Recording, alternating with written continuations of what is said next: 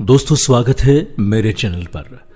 और इस समय आप सुन रहे हैं गाथा छत्रपति शिवाजी राजे की आरजे प्रभाकर मोरे के साथ। पिछले एपिसोड में हमने बात की थी कि शाहजी दरबार बीजापुर में कैद किए गए थे, तो शिवाजी ने शाहजहां से अपील की थी और शाहजहां ने उनको 5,000 का पारितोषिक दिया था, परंतु शिवाजी ने उसे स्वीकार करने के स्थान पर कुछ प्रांतों के विषय में अपनी देशमुखी और चौथ के अधिकार पेश किए थे।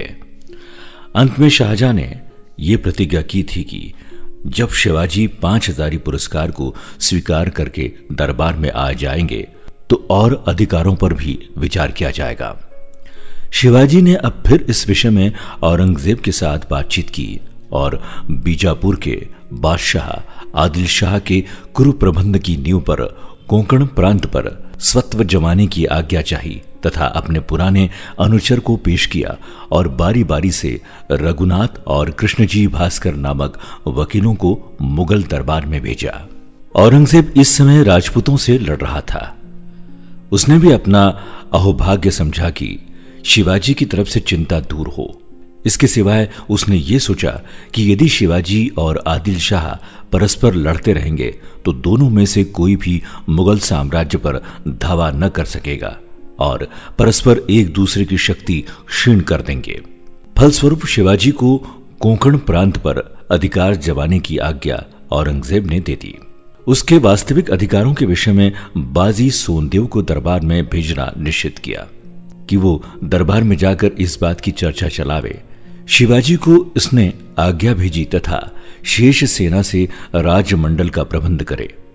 शिवाजी तथा औरंगजेब एक दूसरे को खूब जानते थे, किंतु ऐसा ज्ञात होता है कि वो पत्र व्यवहार यहां तक रहा और आगे कोई फल नहीं हुआ, अर्थात कोई विशेष प्रतिज्ञा नहीं हुई।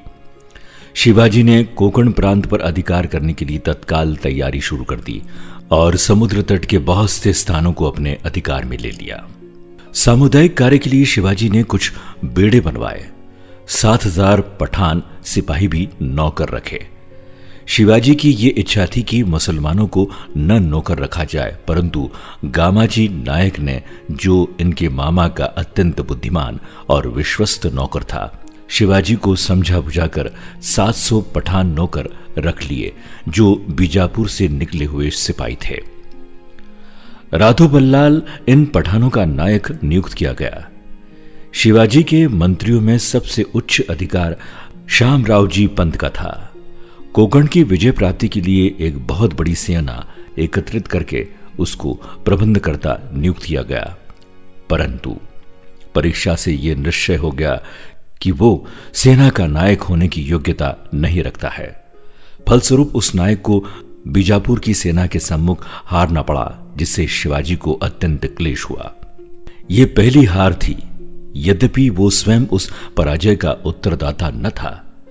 अतएव शामराव जी पंत को पीछे बुला लिया गया और नायक पद से पृथक कर दिया गया और उसके स्थान पर रघुनाथ पंत, यद्यपि स्वयं रणभूमि से पीछे नहीं हटा, परंतु अपने विरोधी को भी नहीं हटा सका। अंत में वर्षा ऋतु के आरंभ होने से दोनों सेनाएं संग्राम भूमि से पीछे हट गई। इस समय एक और बलवान शत्रु शिवाजी के सामने आया। आगे की कहानी अगले एपिसोड में।